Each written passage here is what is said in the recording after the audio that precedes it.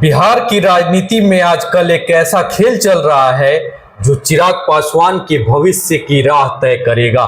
ये वही चिराग हैं जो खुद को बिहार का भावी मुख्यमंत्री मानते हैं, लेकिन हकीकत ये है कि एनडीए के भीतर ही उनकी कुर्सी खिसकती नजर आ रही है। सवाल उठ रहा है, क्या चिराग को दरकिनार कर दिया गया है और क्या बीजेपी जदयू के गठजोड़ में उनकी हैसियत बस 20 सीटों तक ही सीमित रह जाएगी। जो चिराग पासवान सपना देख रहे थे कि उन्हें चुनाव में कम से कम 40 सीटें तो मिलेंगी, वहां अब तस्वीर साफ है कि उन्हें केवल 20 सीटों पर ही रोक दिया गया है।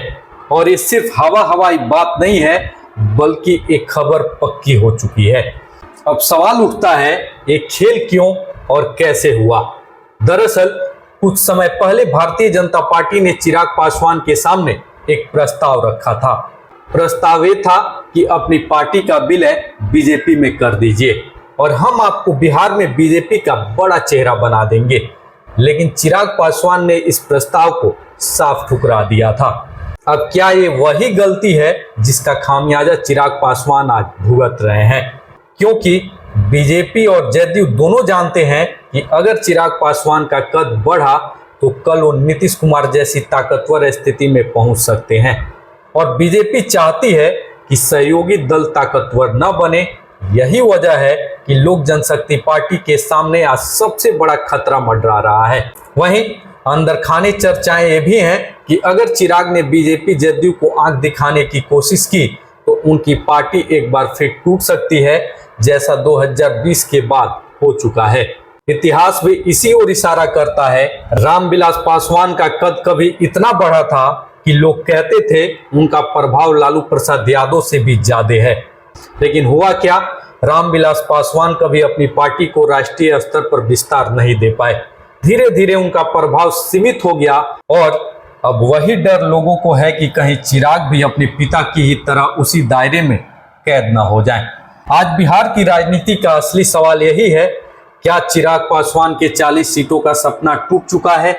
क्या बीजेपी उन्हें जानबूझकर छोटा रखने की कोशिश कर रही है, या फिर चिराग पासवान इन 20 सीटों से भी नया खेल खेलेंगे?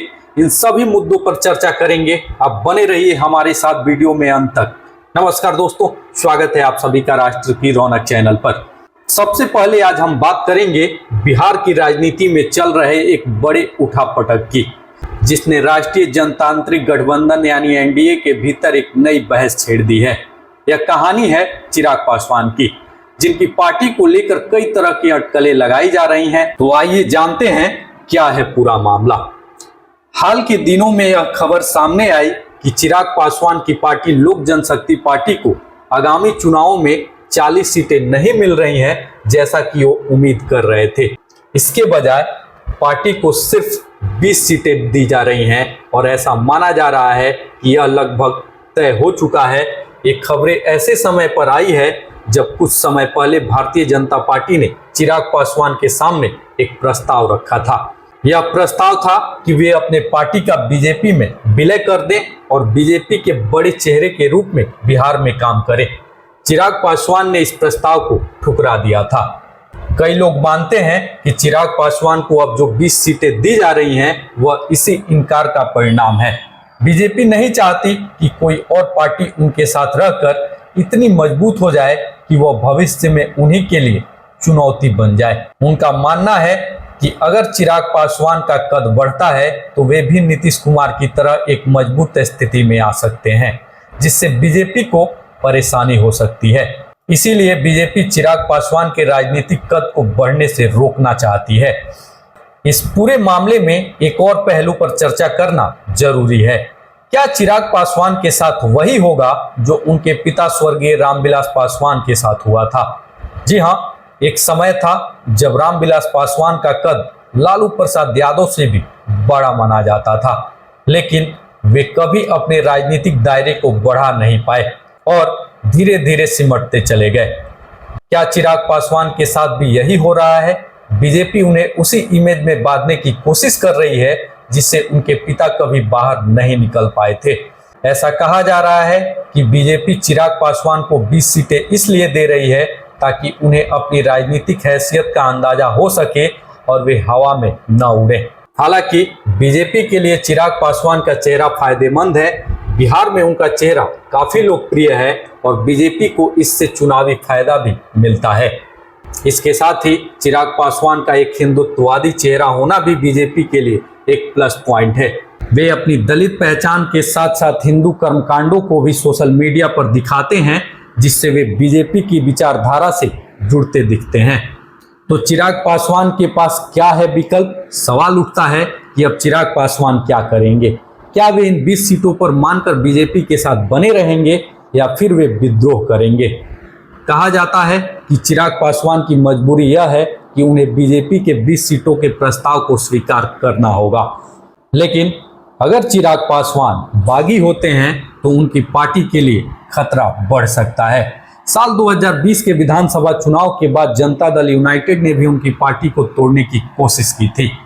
यह खतरा अब फिर से मंडरा रहा है कि अगर वे बीजेपी को आंख दिखाएंगे तो उनकी पार्टी एक बार फिर से टूट सकती है। बीजेपी को मालूम है कि चिराग पासवान का जमीनी स्तर पर कैडर उतना मजबूत नहीं है। वे जब किसी जिले में जाते हैं तो सड़क पर 1000-2000 लोगों की भीड़ उन्हें माला पहनाती है। यह देखने में भले ही प्रभावशाली लगे, लेकिन पार्टी के पास मजबूत कैडर नहीं है। बीजेपी इस बात को अच्छे से जानती है। तो यह देखना दिलचस्प होगा कि चिराग पासवान की अगली रणनीति क्या होगी। क्या चिराग पासवान वाकई नरेंद्र मोदी और अमित शाह के सामने खड़े होने की ताकत रखते हैं? शायद नहीं, क्योंकि बिहार की राजनीति में अभी भी सबसे मजबूत धुरी बीजेपी और जदयू ही है। चिराग का कद तब तक बड़ा नहीं हो सकता जब तक उनके पास मजबूत संगठन और जीतने वाले उम्मीदवार ना हो। तो तस्वीर साफ है, चिराग पासवान फिलहाल सियासत के चौराहे पे खड़े हैं। एक तरफ बीजेपी का सहारा है जो उन्हें छोटा लेकिन सुरक्षित रख सकता है, दूसरी तरफ विद्रोह का रास्ता है जो उन्हें पल भर में सियासत से बाहर भी कर सकता है। अब असली सवाल यह है, चिराग पासवान को 20 सीटों की मजबूरी कब तक मंजूर होगी? क्या वो वाकई एनडीए में रहकर अपनी पहचान बचा पाएंगे या फिर बिहार की राजनीति में उनका भविष्य सिर्फ रामविलास पासवान के बेटे तक ही सिमट कर रह जाएगा? तो ये फैसला आने वाले दिनों में होगा, लेकिन इतना तय है कि इस बार बिहार का सियासी दंगल बेहद दिलचस्प होने वाला है। बिहार की राजनीति के हर नए दांव और चाल पर हमारी नजर बनी रहेगी। इस पूरे मामले पर आपकी क्या राय है, हमें कमेंट बॉक्स में लिखकर जरूर बताएं। अगर वीडियो पसंद आया हो तो वीडियो को लाइक करें, शेयर करें और साथ ही राष्ट्र की रौनक चैनल को सब्सक्राइब करना ना भूलें। फिलहाल के लिए इस वीडियो में इतना ही। मिलते हैं अगले वीडियो में, तब तक के लिए धन्यवाद। जय हिंद, जय भारत।